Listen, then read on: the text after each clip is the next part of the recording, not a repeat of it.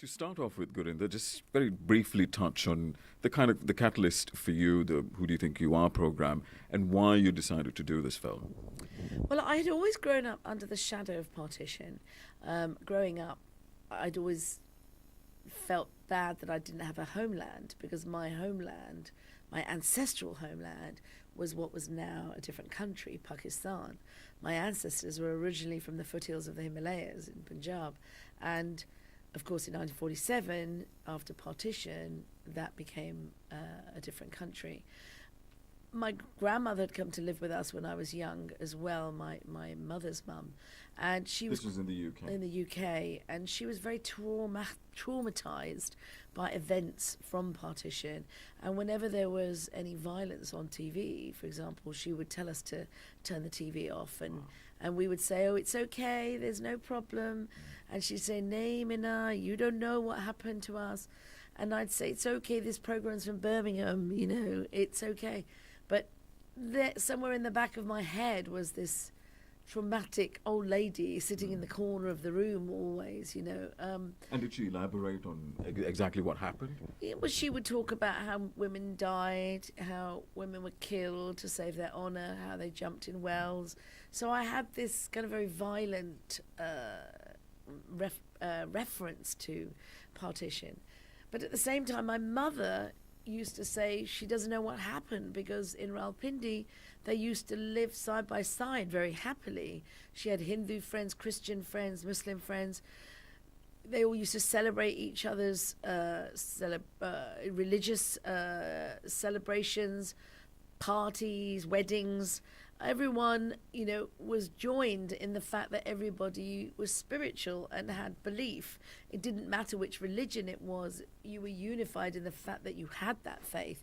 And that, indeed, has been the strength of India for centuries and centuries. But I think for my mum, she just said that overnight something happened. And she's always said that the British did something mischievous, she says, some kind of black magic, but we never knew what it was. So that was, my grandmother on the one hand, my mother on this hand, but then at school, I was taught that partition really was our fault, because... Us meaning the Indians. The and the Indians, Pakistanis. yes. Right. Because Mountbatten had come to India to hand India back, give us our freedom, but we started rioting with each other. We started fighting, so he had no choice but to divide the country. So partition was our fault. So with that sad trajectory, that's the main historical narrative on partition. It's a wonder that anybody, ever wants to talk about it. And in fact, they don't. In India, Pakistan, people don't want to talk about it. Most people who live through it don't want to talk about it. It's a hidden part of our history. So when I went to Pakistan for the first time, to my ancestral homeland, in my episode of the BBC series Who Do You Think You Are, for me, initially I was quite reticent about going, because I got to Pakistan and I was like, I'm not going to call this Pakistan. For me, this is pre-partitioned India. But then when I arrive at my grandfather's town and searching for his house, the amount of warmth and affection I got from the people there, who said, welcome, welcome, this is your home, you're our daughter, we're going to help you find your grandfather's house. They presented me with a shawl, they threw flower petals at me, they made me feel like I totally belonged there. And it was a most moving experience for me. And when I eventually found my grandfather's house, where my grandmother had been with her young children during those unfortunate times, there were now 5 families living there who themselves had been refugees and had come from India in 1947 and were now living in that house. Oh, wow. So it really struck me at that point that I wanted to do something on the partition of India, something around the people, but I didn't know exactly what I was going to do at that point. And the curious bit for me is, at the end of the film, you cite 2 books, one of which I've just finished reading because of that recommendation. Mr. Singh's book, Yes. In the Shadow of the Great Game, and how it it shows that there were these machinations behind the scenes. How did you come across that narrative and then decide on showing that narrative for your film? Well, initially I had the rights to Freedom at Midnight, Okay. the book by Dominic Lapierre and Larry Collins, which is the seminal book on partition. And I had started working on that. I had other research. And I had mentioned to Prince Charles at a charity do that I was making this film on his great uncle. And Prince Charles was very interested in what I was doing, and he asked me lots of questions and mentioned some other information, including this book by Narendra, who he knew because he had been Mountbatten's ADC.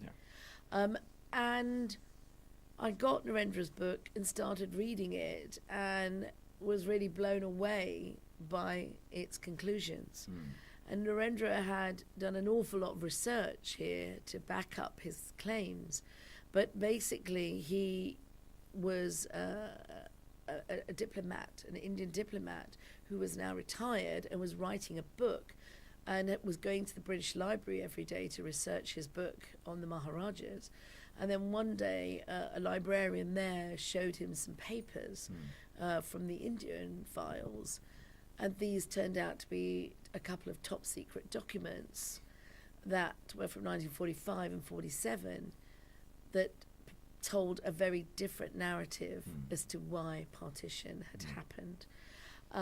And basically it turns out that rather than it be a reaction to events that were happening, partition was a political act. It had been planned, it was policy, it was designed in order to protect and preserve British and American interests in Asia.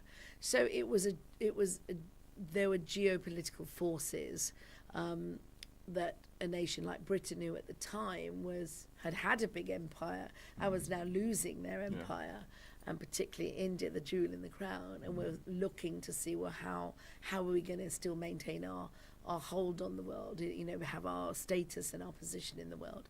And so partition was seen as a way for them to still have strategic and military power in the region. And the division of the subcontinent, which was planned in 45, that was also in the context of the division of, for instance, Iraq, Mosul, all for oil, and at the masterminding this in a way was Churchill. Should Britain reappraise how Churchill is seen and revered? I mean, everybody talks about, for instance, this great wartime leader who won the Second World War, won freedom for the world. But hang on a minute. World War II was won in Stalingrad, according to some. Stalin won it. And then the Americans and the Brits came later on. Should there be a reappraisal in the context of the partition, in the context of his racism, for instance?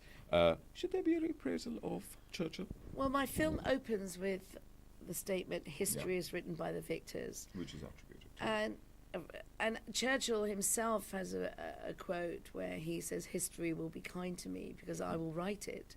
And he has a very litigious, aggressive estate.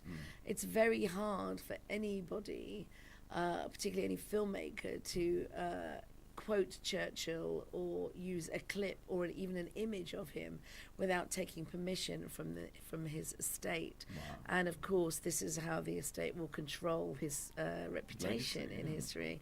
And so did you have to go through that? No, because we didn't. We didn't choose to use that material precisely for that reason. Right. We were able to sidestep that precisely for that reason. And I think that the area of the world that we're talking about has always been in conflict and continues to be in conflict in terms of the Great Game. So I think that here we have a film that has been made by a British Indian. It's the first time a film has been made about empire in this way by a Brit who heralds from that area originally. The previous film was 35 years ago, and that was Gandhi, made by Richard Attenborough. So I think that my film presents a unique position, which is both British and Asian. But I think that we here now in Britain, I think as a nation, there are plenty of people who are open to looking back at the Raj, looking back at history, through a different narrative, through a different lens. And I think that, in the way that Germany, and young Germans actually do a pretty good job of going back and reminding themselves of their history, I'm hoping that in many ways, Viceroy's house will start at least a debate about it. And I'm sure there will be people who will resist my interpretation of history, but that's because they've always had it their way for centuries. And I think that, as far as I'm concerned, the evidence for me is there. It's in the British Library for everybody to go and see. History is written by the victors. It's important that we stand up and be counted, and tell our stories. And now is a very important time for us to do that, as the world shifts and changes on an axis, of hate and division. And I suppose, in terms of apportioning blame, I think I'm Sri Lankan of Sri Lankan origin. Whether it's Sri Lanka, whether it's India during partition, whether it's the Sunnis and Shias in Iraq today, we need to bear some responsibility. Yes, the West, according to the conventional narrative, the West is great at dividing and ruling, but we need to take some of the blame for repeatedly massacring each other as well, and not uniting. Jinnah and the Congress, the constant divisions and a change of mind and inability to unite, a huge amount of the responsibility should fall on us as well. Absolutely, and I hope I show that in my film. I mean, I do point to the fact that this was British foreign policy, but what I've done is show all the leaders involved at the time, from their quite human position, the dilemmas that they were under and the decisions they took and why they took those decisions. For example, the day the partition document was signed by India and Pakistan, Gandhi chose that day to have a vow of silence as a protest. Now, one can look back and say, was that the most effective form of protest, to be silent? Had he asked people to to stand up and demonstrate in some way against the signing of this document, that would have meant going against Gandhi. That would have meant going against Nehru at that time. But would that have really made his thoughts much clearer about how he didn't want partition? And I think that, in that sense, Mountbatten also is not let off the hook, because Mountbatten changed the date. He made it, much, much sooner, 10 months earlier than it should have been. So there was no army, no police force, no plans for what might happen, when suddenly people are being told, you're now in this country and not in this country. And also, that we've always been told this narrative that it was somehow overnight people just started killing each other, but actually there's evidence to show that it was orchestrated. There were militia involved. There people were motivated to take land, to take over businesses. It was a land grab in some places. So it escalated very fast, and I make that point in the film. So in a way, I think the film is a timely reminder of how quickly these things can escalate. And I think the responsibility is on all of us to be aware of how politicians use geopolitics in order to achieve their ends in terms of geopolitics. We'll use hate and division to achieve that.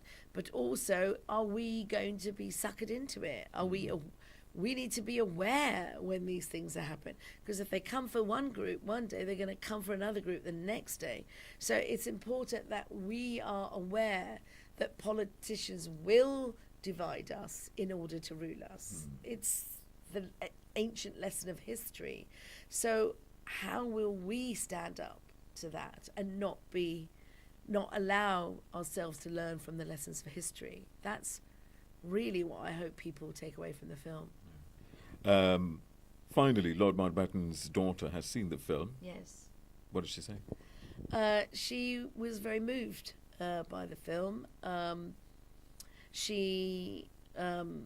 is Pamela Mountbatten, saw it with her son and many of her grandchildren, and I think it was a very moving experience for the family, because the grandchildren had no idea of their grandfather's life in that way. So the film really was a living history for the grandchildren, and I think she felt very good about that. Has the Prince of Wales seen it yet? Funnily enough, the Prince of Wales secretary called me today to say when can he see it. He is very, very eager to see it. So we are making plans for him to see it, but he hasn't seen it yet, but I've met him since a couple of times, and he talks about it constantly. So he is very keen to see it. Well, it's your most ambitious and most sprawling film, and I hugely enjoyed it. And I suppose thank you for making a film like that. Well, thank you very much, and I really hope that people will come out and support the film when it opens March the 3rd, 4th, and 5th that weekend, because it's very rare for us to get to watch a film about our history from our point of view.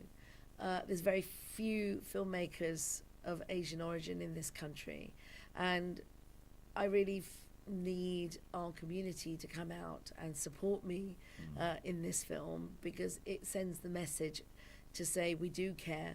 We want to see more of ourselves in films, epic films like this on the screen, and we want to stand up and be counted.